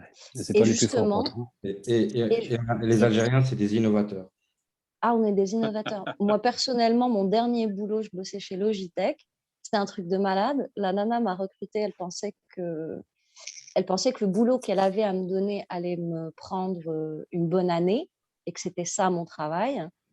Je suis arrivée, j'ai bouclé le truc en 3 semaines, puis je suis partie là-bas. Je dis, bon, alors, on fait quoi maintenant? Elle me dit, c'est-à-dire? Je dis, bah, c'est bouclé. Je dis, comment ça, c'est bouclé? Je dis, bah, c'est bouclé, le problème est réglé définitivement. Tu ne vas pas me recruter pour remplir des fichiers Excel. Il faut arrêter les conneries. Tu as de l'automatisation là-dessus. Et là, on parle de poste super senior. Hein. La nana, elle était sous-directrice, je ne sais pas quoi. Et je me suis rendu compte que ce type de bureaucratie, il est partout. Et il nous bouffe parce que justement, on est trop petit dans l'engrenage de la machine. Donc, l'Algérien est un innovateur et on a la chance qu'en Algérie, on n'a pas encore ce problème de bureaucrate dans le système industriel. Donc, c'est vraiment la partie qu'il ne faut pas importer. En Algérie, faut pas importer ça. En fait, on n'est pas vrai à 100%. En fait. Ici, quand même, en France, moi, j'ai travaillé dans pas mal d'entreprises américaines, françaises et tout, dans le secteur de l'énergie, militaire, la défense, sécurité incendie. Et là, je travaille sur des systèmes de batterie intelligents pour les différents véhicules. C'est vrai qu'ils sont peut-être un peu feignants, mais ils ont quand même des pointures. Hein. Il ne faut pas se leurrer. Hein. Ils ont des personnes qui travaillent sur des sujets bien précis. Ils développent des brevets. C'est des gens qui ont des outils, qui ont des méthodes de travail, qui ont du suivi, ils développent des systèmes très robustes. Donc, en fait, c'est politique zéro défect. Donc, c'est comme chez Siemens. Hein. Ils nous battent. On ne peut pas dire que ces gens… Non, ils nous battent avec une seule chose. Vous savez pourquoi ça marche? Parce qu'ils sont consistants. Et l'Algérien est pressé. On veut tout de suite. Voilà. On n'est pas consistant. L'Algérien n'est pas consistant. Il y a plein de choses. On peut pas. Mais on va apprendre. Oui, voilà. On ne peut pas dire le problème. Il y en a plusieurs. Hein. Il y en a plein. On va les gérer un à un. Ils nous dépassent beaucoup. Ils nous dépassent beaucoup, il faut dire la vérité. Franchement, ils aiment beaucoup l'école. Ils sont très bien structurés. Ils sont polis. Ils sont éduqués. Et ils ont le savoir transmis du père au fils. Par exemple, l'industrie en France, moi j'ai travaillé dans des bureaux d'études, je travaillais dans des ateliers, le savoir il est transmis carrément de père en fils, de famille en famille, carrément, c'est la force. Nous, on n'a pas la culture. Par exemple, je prends le côté industriel en Algérie. Les dernières 20 années, en Algérie, on a vu la venue d'industriels, entre parenthèses, qui ne sont pas industriels du tout. C'est des gens, carrément, c'est des trabendistes, on va dire, carrément.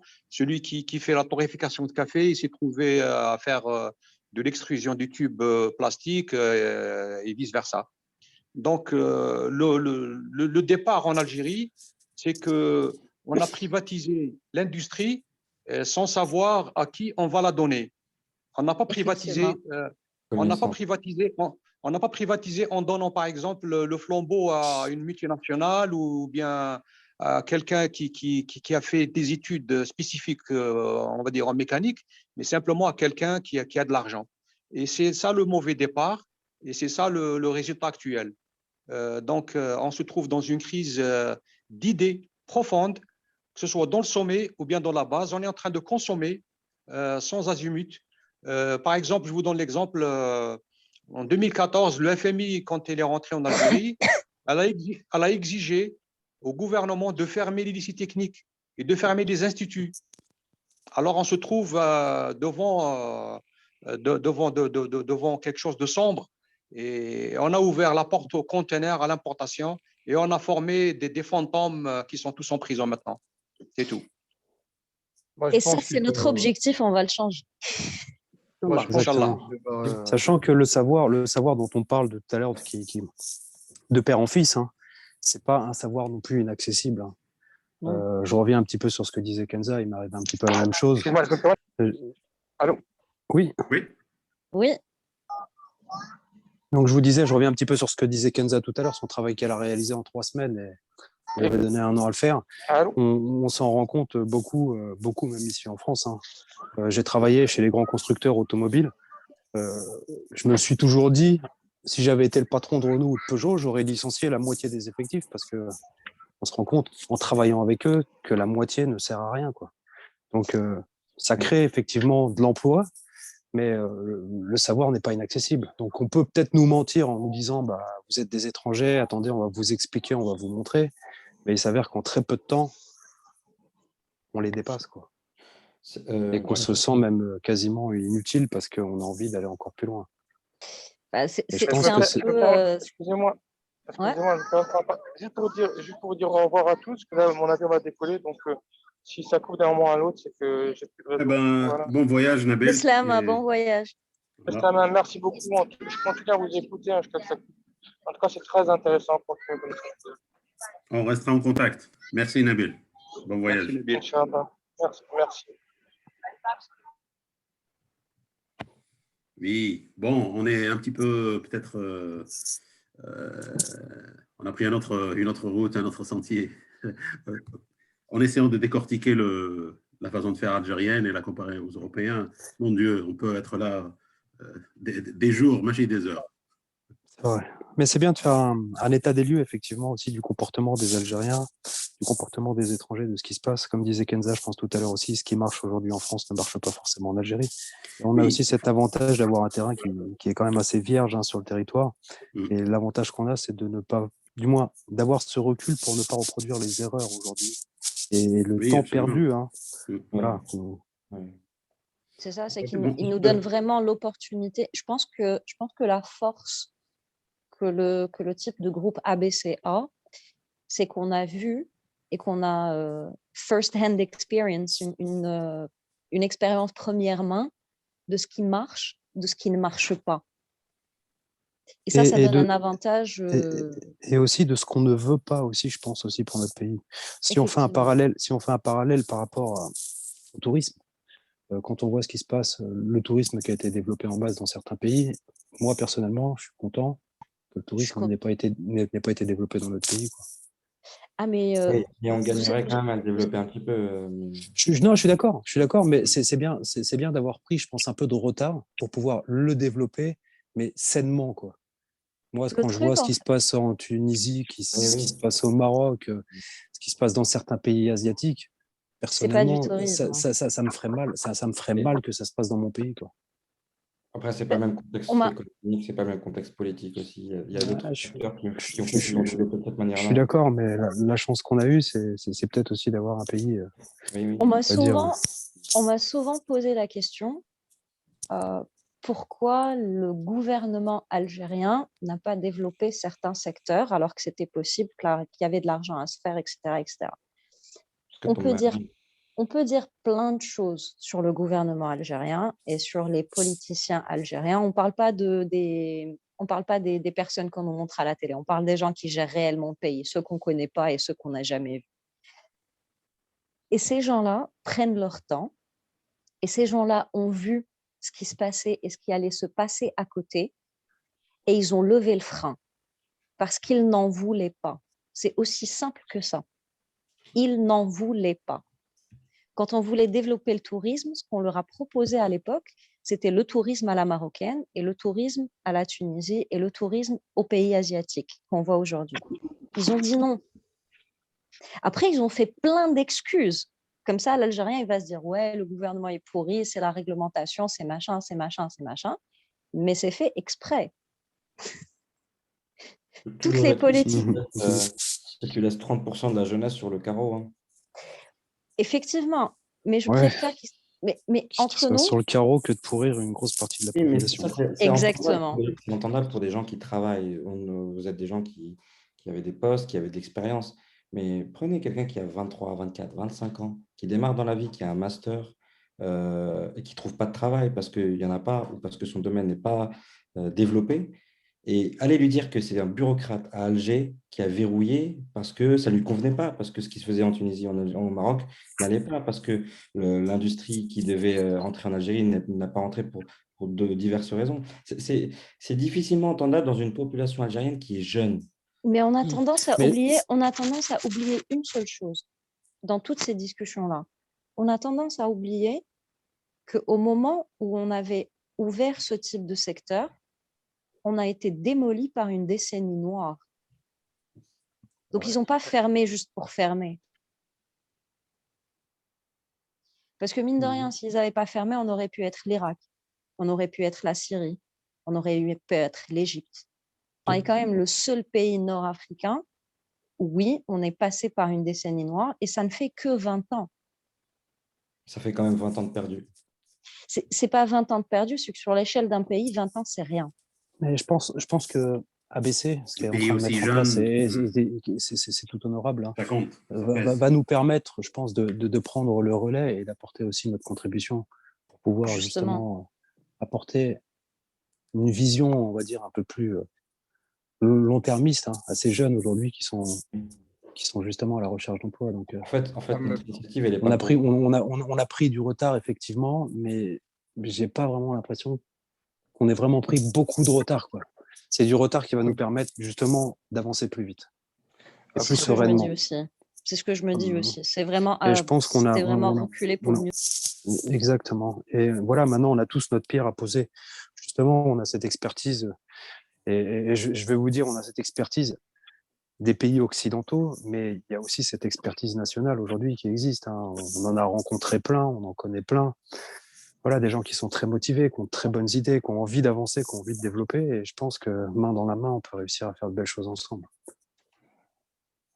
Et en termes de financement, il y a aussi une grosse partie de la population à laquelle on est plutôt aveugle parce que justement, ils ne sont pas digitalisés, ils ne sont pas sur les circuits, on va dire, traditionnels banquiers.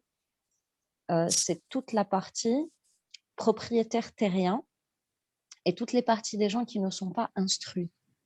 C'est toute la partie, on va dire, arabo-eastern. Ces gens-là, par exemple, cherchent des opportunités d'investissement. Ils ont l'argent, ils n'ont pas le savoir et ils n'ont pas l'idée. Eux, ce qu'ils veulent être, c'est des bailleurs de fonds. Et ceux-là ont été mis sous le carreau et ont été mis à la touche pendant plus de 10-15 ans. Donc, en fait, ce qu'ils font, c'est investir leur argent dans l'import-export. C'est tous les traders qui sont sur les qu'on appelle les business IA à la Dubaï et la business IA à la Mecca. Mais c'est parce que c'est le seul secteur d'activité où on les accepte. Non, c'est même pas porteur, c'est qu'on les accepte. Parce que le gars, il parle pas français, le gars, il parle pas anglais, le gars, il arrive à peine à écrire son nom parce qu'il n'est pas parti à l'école. Manque de peau, il pouvait pas. Son école a été cramée. Et ceux-là sont marginalisés. Et ce groupe-là a créé son propre groupe qui est complètement au black. Ouais, ces gens-là ne... Voilà, ces gens-là ne vont pas mettre leur argent à la banque parce qu'ils ne veulent pas se retrouver dans un problème d'usure. Par contre, ces gens-là seraient prêts à financer des micro-projets pour des jeunes, des micro-entreprises pour des jeunes, à partir du moment où on leur assure qu'il n'y a pas de vol, il n'y a pas de... Oui. Vous voyez ce que je veux dire, ce genre de choses. Mmh. Et le fric que ces gens-là ont est impressionnant. Est-ce que vous en connaissez, Kenza? Oui, j'en connais. Je connais des gens de tous les milieux. D'accord. On a la même vision, Kenza. Franchement, la même chose, c'est la même constatation. Et moi, je vois aussi, il y a beaucoup d'éléments francophones aussi. Bon, je reviens un peu à l'idée. Si je prends Peugeot, par exemple, on va voir construction mécanique automobile de père en fils depuis 1700 et ainsi de suite. Donc, ils n'ont pas quitté la filière automobile. Il s'est développé, ils sont devenus très, très riches à cause de ça. Ils ont développé tout un pays, la France. Maintenant, si je prends un investisseur en Algérie, entre parenthèses, c'est Vital, je vois que c'est un gars, c'est un géant. Il dépasse tous les gars du Golfe, comme on dit. Et ce gars-là, il a investi dans la récupération de déchets plastiques, dans la récupération des déchets des métaux, dans la farine, dans le sucre, dans la transformation plastique et dans n'importe quel secteur. Donc là, ce n'est pas des investisseurs. Pour moi, c'est des gens qui aiment de l'argent. La notoriété, peut-être le pouvoir. Exactement. Effectivement, exactement. Vous parlez de l'industrie automobile. Effectivement, j'ai gravité pas mal d'années dans ce secteur. Quand on parle des familles Peugeot, Renault, effectivement, ils ont lancé, grâce au financement de l'État, quand même, leur compagnie. Mais aujourd'hui, ce ne sont que des assembleurs, hein, les constructeurs automobiles. Toute l'ingénierie est réalisée par les sous-traitants. Et un truc que j'ai du mal à comprendre aussi, c'est pourquoi un pays aujourd'hui comme l'Algérie s'oriente vers ces constructeurs, ces pseudo-constructeurs, plutôt que d'aller chercher l'ingénierie et de développer leurs propres véhicules. Donc effectivement, on est dans une phase de mondialisation. Sur cette question-là bien précise, parce qu'il y a des contrats sous la table qui permettent à l'Algérie de rester, allez, on va dire, plus ou moins faire semblant d'être un pays souverain. Ouais, c'est parce que l'Algérie n'a pas une politique de développement industriel. C'est comme le tourisme. Elle n'a pas une politique, mais elle avait cette politique. Parce qu'en France, l'État, elle injecte de l'argent pour aider les entreprises. Elle achète, elle négocie des contrats. Donc, elle intervient quand même. Elle a un regard sur l'économie, sur les entreprises, en fait. En Algérie, en fait, on fait absolument rien, en fait. C'est ça aussi la différence. Ça, c'est un impact. On ne fait plus rien en Algérie, je pense. Hein, ça, c'est un impact plus géopolitique. C'est vraiment plus géopolitique et politique internationale. Parce que concrètement, ce qui s'est passé, on est en 2010. Okay, donc 90, 2001, 2002, c'était encore les années noires. On essayait de s'en sortir un petit peu, etc., etc. Ensuite, on a eu 10 ans de plus pour essayer de stabiliser la situation plus ou moins. Et quand on a fait ça, et on parle de géopolitique à ce niveau-là, et pendant qu'on a fait ça, ce qu'on a vu à l'international qui était en train de se passer, on a eu le Mali, on a eu la Libye, on a eu la Tunisie, on a eu l'Égypte, on a eu la Syrie, on a eu l'Ukraine, on a eu la Crimée. Et ensuite, on a toujours la question iranienne et nord-coréenne. Donc, l'Algérie est prise au milieu. Ah oui, et ensuite, on a l'Arabie saoudite avec le Yémen. Donc, le climat d'instabilité politique dans toute la région, parce que concrètement, on a des guerres plus ou moins partout sur nos propres territoires. Parce qu'ils ne sont pas en territoire européen et ils ne sont pas en territoire américain. Et toutes ces interventions-là sont arrivées pour une excuse. Donc, l'excuse de Saddam, c'était des armes bactériologiques. L'excuse pour Al-Kadhafi, c'était des armes de je ne sais pas quoi. L'excuse en Syrie, c'était des armes bactériologiques. Et ça, en fait, on peut avoir ce genre d'excuse comment? Ce n'est pas compliqué. Il faut avoir une usine de transformation de produits chimiques. C'est tout ce qu'il faut. On n'a pas besoin de plus. ou alors avoir des entreprises de production de produits pharmaceutiques. Tu Et donc, penses vraiment qu'un scénario à l'irakienne peut avoir lieu en Algérie? ça aurait dû avoir lieu. C'était planifié pour que ça ait lieu en Algérie dans les années 90. Ce qui nous a sauvés pour qu'il n'y ait aucune intervention, ça a été le veto russe. Il ne faut pas se mentir. Et quand il y a eu le veto russe, l'Algérie a dû subir l'embargo. Tout le monde a fermé ses portes. L'Algérie n'avait pas le droit d'acheter des armes. Ça a été considéré comme étant une guerre civile. Et la guerre civile implique embargo. Économiquement, on a été drainé. Le prix du baril du pétrole n'a jamais été aussi bas que pendant la période de Yamin Zaroual. Ça avait atteint, je crois, les 7-8 dollars, un truc du genre. Ce qui nous a obligés à passer sur les emprunts du FMI. Et qui veut dire passer sur les emprunts du FMI, on n'a plus aucun pouvoir décisionnel sur nos investissements, sur nos réglementations, sur notre taxation. On n'a plus aucune liberté de faire ça.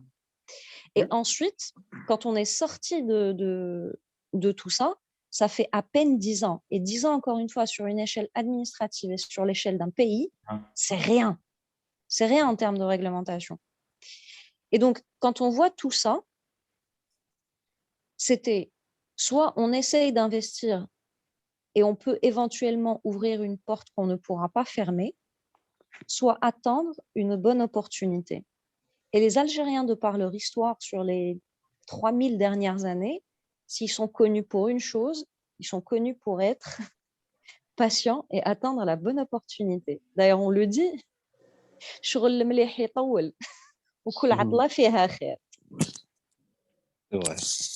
c'était des circonstances. Maintenant, ce qui change la donne en Algérie, et c'est vraiment ça qui change la donne, c'est la nouvelle dimension géopolitique et la nouvelle redistribution des forces sur la politique internationale. Parce qu'aujourd'hui, ceux qui mènent la danse, ce n'est plus les États-Unis avec leur nouveau Bouteflika. Parce que là, quand je vois Biden, c'est du Bouteflika tout craché. Le mec, il est mort-vivant. C'est un légume. Il prend des décisions de malade. La Chine ne le respecte pas. Et celui qui mène la danse en Europe, c'est Poutine. Donc aujourd'hui, l'Algérie voit ses alliés d'antan qui sont dans une position plus ou moins favorable. C'est-à-dire qu'aujourd'hui, si les États-Unis ou l'Europe essayent de mettre en place des sanctions économiques comme ils ont fait pour l'Iran, comme ils ont fait pour plein de pays qu'ils n'aimaient pas ou avec qui ils n'étaient pas d'accord, l'Algérie a l'alternative de ne plus être dépendant. On peut passer par la Russie, on peut passer par la Chine et on peut passer par l'Inde. Il y a 10 ans, pour l'Algérien, ce n'était pas possible. La conjoncture économique, on va dire mondiale, ne permettait pas à l'Algérie, parce que notre dépendance vers ces pays-là, vers l'Europe et les États-Unis, était beaucoup trop grande. Aujourd'hui, cette influence-là, elle est réduite. Je ne dis pas qu'elle n'existe pas, hein. Elle existe. On sera toujours dépendant des Européens, on sera toujours dépendant des États-Unis. Mais leur impact sur notre dépendance est moindre. La Chine a racheté la moitié de l'Afrique. Donc aujourd'hui, les États-Unis, on va dire, parce qu'en général, ils influencent comment leur impact économique. Ils démarrent une guerre, ils rasent un pays et ensuite ils investissent un nouveau plan Marshall. Aujourd'hui, ils n'ont plus les moyens de le faire. Et on a vu ça quand il y a eu... on a vu ça avec... Oui. Pardon, hein. Il est minuit 26. Oui. On a bien dépassé l'heure. Donc, si vous êtes d'accord, on va arrêter là et puis reprendre une autre fois. Juste une question, Khaled, si je peux. Oui, bien sûr. C'est quoi notre feuille de route? C'est quoi la suite? On n'a pas encore décidé, on décidera ça ensemble. Il ne faudrait pas que ce soit attendu d'une personne ou de deux personnes. C'est le groupe qui va proposer, et puis là, on va rassembler, on va réduire et faire en sorte que ce soit quelque chose qui est accepté par tout le monde. C'est un travail d'équipe. Donc, je n'ai rien de spécifique à pousser ou à dire on va dans ce sens. Je ne veux pas de ça. C'est ce que j'ai dit à Ahmed et c'est ce que je compte faire. J'écoute, je prends note et quand on reviendra, on essaiera de se focaliser un peu plus sur les actions. Ok, ça marche. C'est notre premier Zoom. Donc, comme je l'ai dit, il faudra être un peu indulgent envers tout le monde. À partir du deuxième, peut-être, on va essayer de faire un peu plus dans l'action et un peu moins dans juste l'échange, quoi. Peut-être un peu plus dans la structure, non? Parce que ce Aussi. serait bien qu'on ait un sujet à débattre. Parce que là, je suis d'accord, c'est un premier Zoom, on a un peu partagé un petit peu nos idées, nos points de vue à tous. Mais ce serait bien peut-être que pour le deuxième, on ait quelque chose, ou du moins un sujet bien concret à discuter, pour qu'on puisse justement sortir avec un plan d'action. Oui, j'aurais aimé qu'on puisse parler un petit peu. Lorsqu'on a commencé, on a parlé un petit peu de 2 points. C'est les 2 questions que j'ai posées un petit peu avant dans l'invitation. Quels sont les soucis et quel rôle peut avoir ce groupe pour essayer d'aider? Ce sont des questions très génériques, assez larges, mais c'est de là, je pense que une fois que les soucis sont identifiés et qu'on connaît un peu là où il y a les gaps et là où on peut faire des choses à notre niveau. Peut-être pas un peu plus spécifique, parce que le secteur de l'énergie, comme on a dit, c'est énorme. Il faut bien commencer gros et puis converger, parce que sinon, qu'est-ce que tu proposes, Kenza? On est à l'écoute, hein? Moi, je propose carrément, excusez-moi, je propose carrément des questions en fait, pratiques, réelles. Qu'est-ce qu'on peut ramener dans le secteur d'énergie en matière d'investissement? Quelles sont les opportunités d'investissement qu'on peut mettre, que nos éléments, par exemple, nos membres peuvent mettre sur place, sur le terrain? C'est-à-dire, comme je dis toujours à tout le monde et à Ahmed aussi, ABC a la particularité par rapport à d'autres associations. Nous, on n'est pas une association, on est une plateforme simplement numérique. Hein. Donc, on est trop pratique, en fait. On veut faire des exemples réels, palpables. Oui. Donc, exactement. Et si on partait du principe, vu qu'on a discuté aujourd'hui, on a un projet qui est relativement concret, qui peut commencer, on va dire, demain, genre, pour l'énergie solaire et l'implémentation d'une ferme solaire. Eh ben, c'est ça, c'est un exemple qu'on a déjà commencé, ça fait 3 mois. Vous pouvez voir l'enregistrement de la vidéo du webinaire sur le site ABC, en bas, Karim Zarib. Vous allez voir, on est un peu en avance par rapport à la question d'aujourd'hui, cet exemple. Donc, moi, j'aimerais bien qu'on continue cette idée, l'implantation d'une ferme solaire avec le stockage d'énergie, tout en donnant la main à ce chercheur. Et on va s'entourer avec lui parce que ça sera un travail de groupe. Ce n'est pas lui-même qui va le faire ça, mais il va donner des directives, des exemples, et c'est nous qui vont prendre le relais. Et ça sera le premier exemple. Est-ce que ce serait une idée de démarrer pour un état des lieux, par exemple, vu qu'on parle de ferme solaire, de démarrer sur un état des lieux, des opportunités et de toute potentielle business opportunity pour tout ce qui est solaire. Donc là, ça va se diversifier sur, par exemple, la ferme solaire. Est-ce qu'il y a des opportunités pour des entreprises de fabrication de batteries de lithium? Je ne suis pas une spécialiste du domaine, mais est-ce que ce serait des sujets sur lesquels on pourrait discuter, justement? Exactement. Il faut voir la vidéo en question que je viens de vous dire. Il a parlé de ça, des investissements dans la batterie, dans la récupération des batteries d'hélium. Il cherche aussi la cartographie, par exemple, de la matière première en question, et ainsi de suite. Des terres rares. Oui, Mohamed, la vidéo, ce qu'il dit, je crois que j'ai suivi une fois, ce que moi personnellement, ce que j'aimerais voir, si c'est déjà là, vous avez avancé, il y a 3 mois que vous travaillez dessus, est-ce qu'il y a un business plan? Non, il n'y en a pas. Je peux vous aider pour le business plan. Voilà, si vous voulez de l'aide sur le business plan, je suis là. C'est ça qu'il faut faire, parce que c'est ça que vous allez présenter. il y a the pitch to do.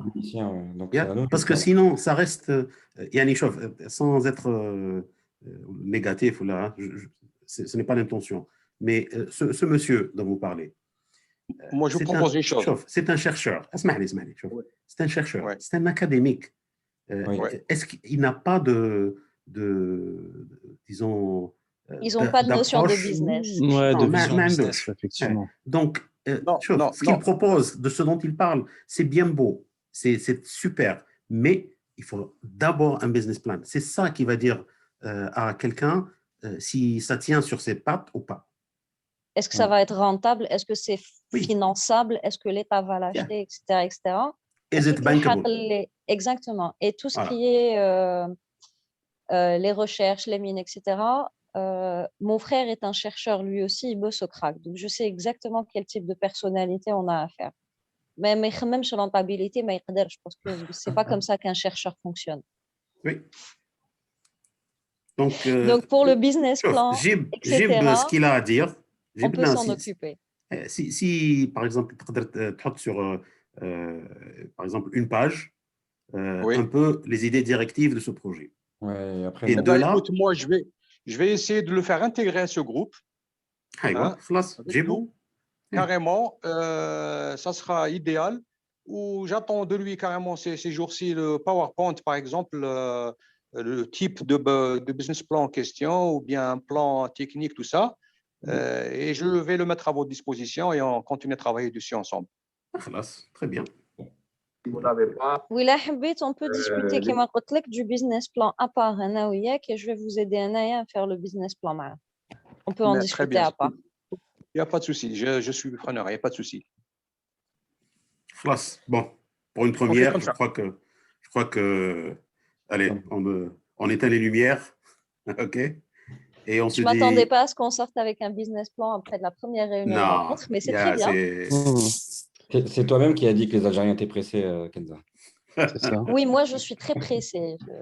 Khaled, s'il te plaît, un petit résumé de tout ce qu'on avait dit, que 3-4 phrases, je ne sais pas, pour les poster. J'ai pris quelques notes, je vais mettre ça là sur le, comment on appelle ça, sur le drive qu'il a sur créé. Le drive, oui. Ouais. Et je ne sais pas l'enregistrement, l'enregistrement est en cours ou bien... Oui, toujours. Ah, ça marche. De toute façon, c'est simple. Tout ce que je vais écrire, c'est Kenza a dit. C'est ça? Non, je déconne. C'est pas vrai. Ok. Eh bien, écoutez, c'est vraiment un plaisir. Inch'Allah, on va pouvoir continuer. Et merci à tous. Merci beaucoup. Merci beaucoup. Bye bye. Merci beaucoup. Slama.